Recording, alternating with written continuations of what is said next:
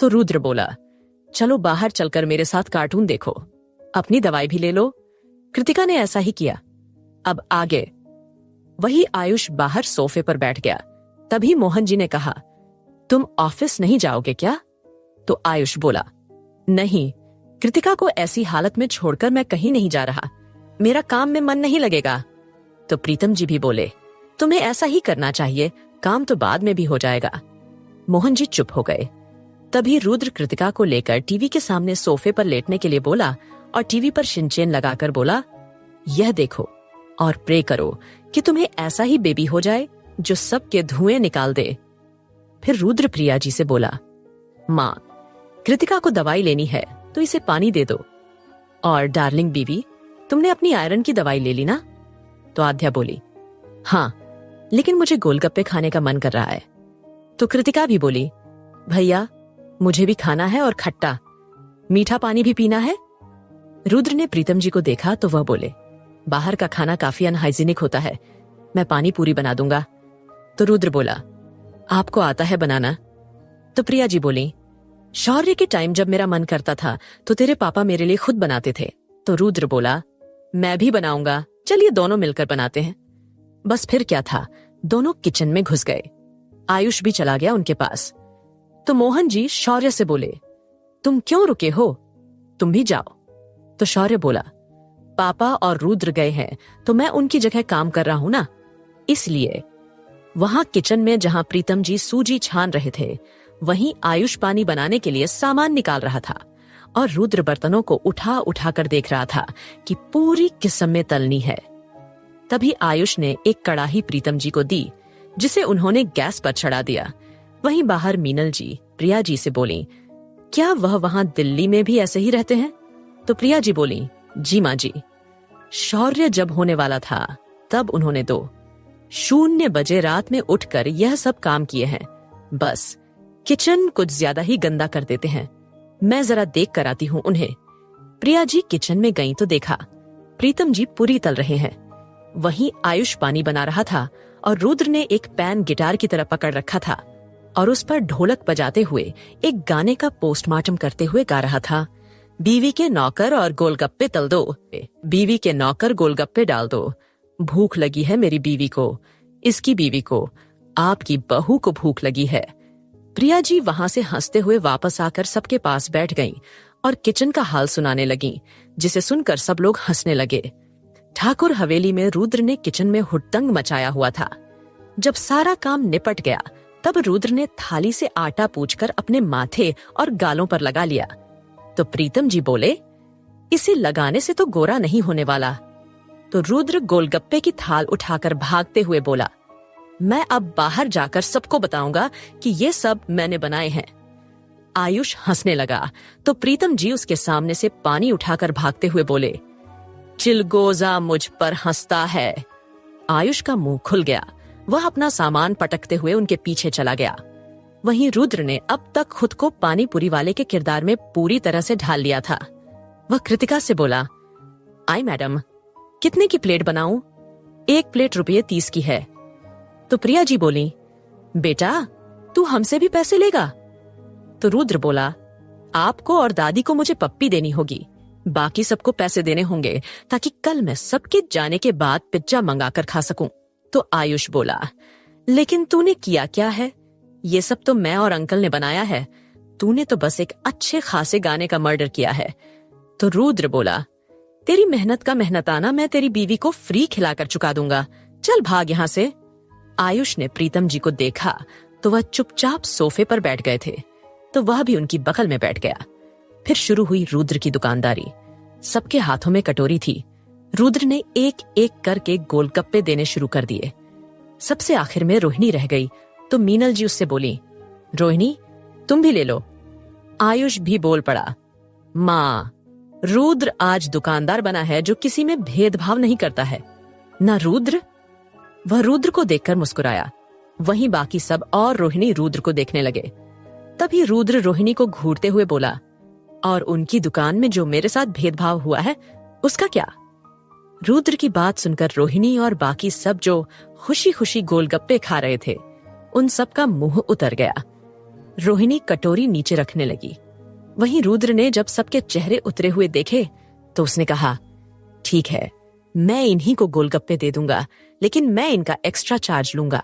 सब लोग खुश हो गए। तभी आयुष भी बोला, ठीक है, मैं उनके पैसे दे दूंगा माँ, ले लीजिए। रोहिणी ने हिचकिचाते हुए अपनी कटोरी आगे बढ़ाई तो रुद्र कटोरी में गोलगप्पा रखते हुए बोला, इनको एक गोलगप्पे का मैं लूंगा 1 करोड़ रुपए। रुद्र की बात सुनकर जहां सबकी आंखें फैल गईं, वहीं आयुष जो पूरी खा रहा था उसे जोरदार खांसी हो गई। प्रीतम जी ने उसे हंसते हुए पानी पिलाया और रुद्र से बोले, बेटा, हीरे का गोलगप्पा बेच रहे हो क्या? तभी राकेश और बाकी सब वहां आ गए।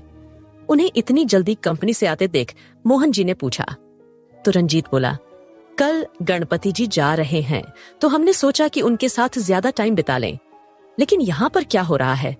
सबने सवालिया नजरों से एक दूसरे की तरफ देखा तो आरती बोली, चाचा जी, हमारे गोलगप्पे खाने का मन था तो प्रीतम अंकल जी ने ढेर सारे गोलगप्पे बना दिए, जिन्हें रुद्र थैली वाला बनाकर बेच रहा है। लीजिए, आप लोग भी। तो रुद्र भी बोला, हाँ हाँ लीजिए, और मुझे माला माल कर दीजिए। सब ने कटोरी उठा ली और बैठ गए। सब लोग खा रहे थे, राकेश खाली बैठा था। तभी रोहिणी ने अपनी कटोरी उसे दे दी तो रुद्र बोला, मिसेस ठाकुर, अपने 1 करोड़ ना देने पड़े, इसीलिए अपने पति को गोलगप्पा दिया है ना? तभी आयुष बोला, ₹50 की है इनकी प्लेट, इससे ऊपर ₹1 भी नहीं।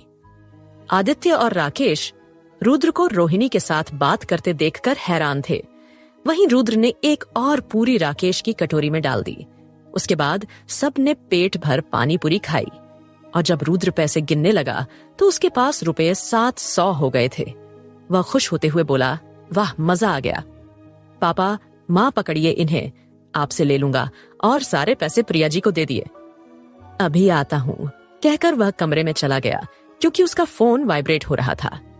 वह कमरे में आया तो उसके आदमी का फोन था। रुद्र ने कॉल बैक किया तो वह आदमी बोला, सर, बम मिल गया है। पीछे से वह 4 घंटे से एक्टिवेट था, उसे डिफ्यूज कर दिया है। रुद्र खुश होते हुए बोला, बहुत अच्छे, एक जगह निर्भय लोग गए हैं तो तुम सब यहाँ जुहू बीच को खंगाल डालो। कल अगर सब ठीक रहा तो तुम सबको ₹1 लाख दूंगा। वह आदमी खुश हो गया और जी सर कहकर फोन काट दिया। रुद्र खुद से बोला, मुझे पता है निर्भय और बाकी सब जरूर कामयाब होंगे, बस यहाँ वाला बम मिल जाए, उसके बाद इन लोगों के सरदार को भी ठिकाने समेत बम से उड़ा दूंगा। चलो डेविल, अब हम भी गोलगप्पे खाकर सेलिब्रेट करते हैं। रुद्र अंदर आया और पूछा, सबने खा लिए हैं ना? तो सबने हाँ, मैं सिर हिलाया। फिर रुद्र ने कुछ गोलगप्पे धैर्य और रजनी के लिए निकाल कर रख दिए और खुद खाने बैठ गया। आरती रुद्र से बोली, रुद्र, तुमने आध्या को तो कुछ भी नहीं दिया। तो रुद्र ने कहा, लूंगा ना, परसों 100 चुम्मियां। रुद्र की बात सुनकर आध्या उसे घूरते हुए वहां से चली गई। शाम को रुद्र गणेश जी की मूर्ति के सामने बैठा हुआ था। वह सोच रहा था कि क्या मूर्ति में भी बम हो सकता है। उसने आसपास देखा तो सब अपने में लगे हुए थे। वह दबे पांव मूर्ति के पास पहुंच गया और उसे हिलाने की कोशिश करने लगा, लेकिन मूर्ति काफी भारी थी। वह गणेश जी के मुकुट को उतारने लगा। मुकुट निकालने ही वाला था, तभी राकेश की नजर उस पर पड़ गई तो वह जोर से बोला, यह क्या कर रहे हो तुम? सबका ध्यान रुद्र पर गया तो प्रीतम जी बोले, बाघड़ बिल्ले, क्या कर रहा है इधर? और चौकी से नीचे उतर बप्पा की चौकी पर चढ़ गया। तो रुद्र बोला, पापा, मैं बस चेक कर रहा था। उसने मुकुट वापस रख दिया जो थोड़ा सा ही ऊपर हुआ था। रुद्र हॉल में आ गया।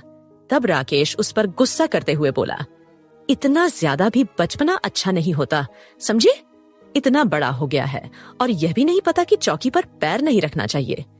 तो प्रीतम जी बीच में बोले, उसे गलती हो गई है ना, उसे पता नहीं था, तो बात को खत्म करो।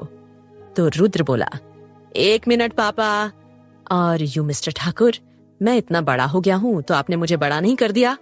और कल जब आप लोग खुद मूर्ति को हवा में उठाकर रखेंगे तब भी तो चौकी पर पैर रखने पड़ेंगे ना। आया बड़ा मुझे सिखाने वाला। तब प्रिया जी रुद्र से बोली, रुद्र बेटा, ऐसे बप्पा नाराज हो जाते हैं। चल, सिर झुकाकर माफी मांग उनसे। तो रुद्र गणपति जी के सामने हाथ जोड़कर मन में बोला, गणेश जी, मुझे एक मौका दीजिए इस आदमी की मुझे पैदा करने की कीमत चुकाने का। उसके बाद मैं मुक्त हो जाऊंगा इन लोगों से हमेशा के लिए। फिर वह वहां से अपने ऊपर वाले कमरे में चला गया। रुद्र के वहां से जाने के बाद प्रीतम जी राकेश से बोले, जरूरी नहीं है कि बच्चों को हर बार डांट कर ही समझाया जाए। आराम से कह देते तो वह चिढ़ता नहीं।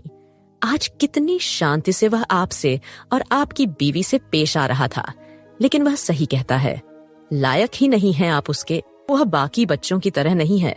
उसे गुस्से की बजाय अगर प्यार से समझाया जाए तो वह जरूर बात मानता है। वहीं शौर्य रुद्र के पीछे आया तो देखा कि वह निर्भय से बात कर रहा था। उसे देखकर रुद्र ने फोन काट दिया। तो शौर्य बोला, तुझे बुरा लगा होगा ना? तो रुद्र बोला, किस बात का? उस आदमी की? वह मेरे लिए ऐसा है जैसे सबके आगे सपेरा बीन बजाए तो जहां सब उसकी बीन पर नाचते हैं, वही मैं। मेरा बस चले तो उसे 10 लूं। तो शौर्य हंसते हुए सिर हिलाने लगा और बोला, वैसे मूर्ति में क्या ढूंढ रहा था तू? तो रुद्र बोला, बस मैं तो चेक कर रहा था कि मुकुट के नीचे बाल बनाए थे मूर्ति वाले ने या फिर गंजे गणपति को मुकुट पहना दिया है। रुद्र ने बहाना मारा तो शौर्य मान गया और फिर दोनों आरती के टाइम तक एक साथ बेड पर पड़े रहे।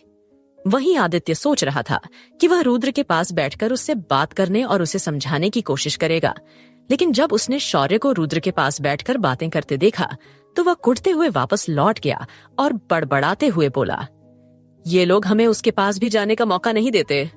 फिर शाम के 0 बजे गणेश जी की आरती हुई, जिसमें प्रीतम जी तो मन ही मन रुद्र के लिए माफी मांग रहे थे। प्रिया जी कल का दिन अच्छे से बीतने की प्रार्थना कर रही थीं। उसके बाद सपना ने शांति से डिनर किया।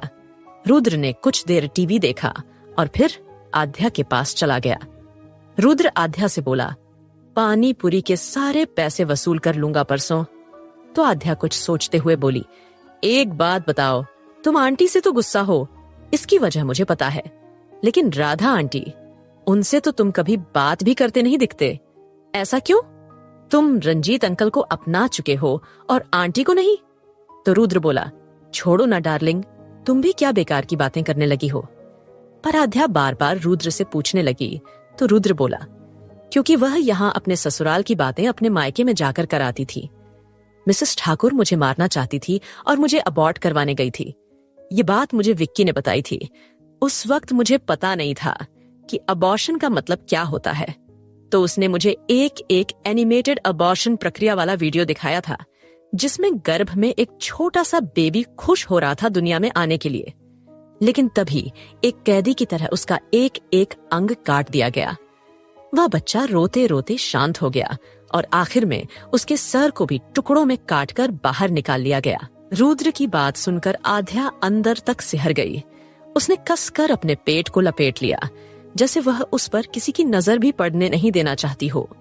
तभी रुद्र आगे बोला, उसी दिन जो नफरत मेरे अंदर पैदा हुई, उससे मेरे दिल से कोई भी बाहर नहीं निकल सकता। वैसे एक और वजह भी है जो मैं रीति की माँ से ज्यादा मुंह नहीं लगाता। आध्या ने रुद्र को देखा तो वह बोला, उस दिन जब मैं हॉस्पिटल से डिस्चार्ज होकर यहाँ हवेली में आया था तो रात में दादी के पास सोया था। मुझे प्यास लगी थी तो मैं उनके कमरे से निकल गया। पानी पीकर मैंने सोचा कि अपने कमरे में ही चला जाता हूँ। तो रास्ते में मैंने उनके कमरे से रंजीत ठाकुर की दबी लेकिन गूंथी हुई आवाज सुनी थी।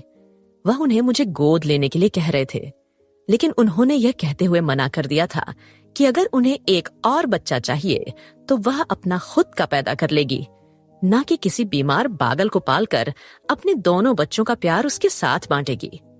आध्या ने रुद्र को देखा तो रुद्र बोला, मुझे पता है कि औरतें दूसरों के बच्चे को वह प्यार नहीं दे पाती जो अपने बच्चों के लिए होता है, इसलिए मुझे उनकी बात बुरी नहीं लगी। बस फिर मैं उनसे कभी ज्यादा क्या, थोड़ा भी मेलजोल नहीं बढ़ाया। लेकिन मेरी तीनों माँओं ने मेरी सोच बदल दी और ये बताया कि हर औरत इन 2 औरतों की तरह नहीं होती। अच्छा हुआ जो मुझे यहाँ गोद नहीं लिया, वरना मैं अपने दादू और माँ पापा और इतना प्यार करने वाले लोगों से नहीं मिल पाता। आध्या रुद्र के सीने से चिपक गई और बोली, मैंने इतने दिनों से गणपति जी से तुम्हें 7 जन्मों के लिए मांगा है और कल 100 जन्मों के लिए मांगूंगी। तो रुद्र बोला, तो मतलब मुझे अगले 100 जन्मों में भी कोई दूसरी आइटम नहीं मिलेगी? आध्या ने एक मुक्का जमा दिया उसके सीने पर और आंखें बंद करके मुस्कुराने लगी और जल्दी ही सो गई। रुद्र भी कल की प्लानिंग करते हुए सो गया। रुद्र जब सुबह उठा तो आध्या वहां नहीं थी। उसने टाइम देखा तो 6:30 बजे थे। उसने निर्भय को फोन किया। दूसरी तरफ से निर्भय ने उसे खुशखबरी सुनाई कि तीसरा बम भी मिल गया है। तो रुद्र खुश होते हुए बोला, वेल डन निर्भय, अब बस यहां जुहू बीच पर पता चल जाए कि बम कहां है। मैं जब सब यहां हवेली से विसर्जन के लिए जाएंगे तो उसके बाद तुम लोगों के पास आ जाऊंगा। तो निर्भय बोला, सर आपके परिवार वाले सब खतरे में आ जाएंगे, आपको उन्हें रोक देना चाहिए। तो रुद्र बोला, फिक्र मत करो, उन्हें कुछ नहीं होगा। एक काम करना, मैं तुम लोगों को फोन करूंगा तो मुझे लेने के लिए आ जाना। हम सब आज पुलिस की कस्टडी में बैठेंगे और आतंकवादियों से ही पता करने की कोशिश करेंगे कि बम कहां फिट किया है उन्होंने। निर्भय ने जी सर कहकर फोन काट दिया। उसके बाद रुद्र वॉशरूम में चला गया। वहीं नीचे आध्या, कृतिका और आरती को प्रिया जी ने हल्का फुल्का नाश्ता करने के लिए कहा। तो उन्होंने कहा कि रुद्र आ जाए तो उसके साथ बैठकर वह तीनों नाश्ता करेंगी। कुछ देर में रुद्र भी आ गया और नाश्ता करने लगा। फिर वह मीनल जी से बोला, दादी मूर्ति को कब लेकर जाएंगे? आगे जारी रहेगा। आगे क्या होता है यह जानने के लिए बने रहिए हमारे साथ रुद्र की मस्ती भरी बदले की कहानी में, और प्यार से सुनते रहिए डेविल्स रिवेंज को एक्सक्लूसिवली पॉकेट FM पर। कमेंट और लाइक करना मत भूलिएगा।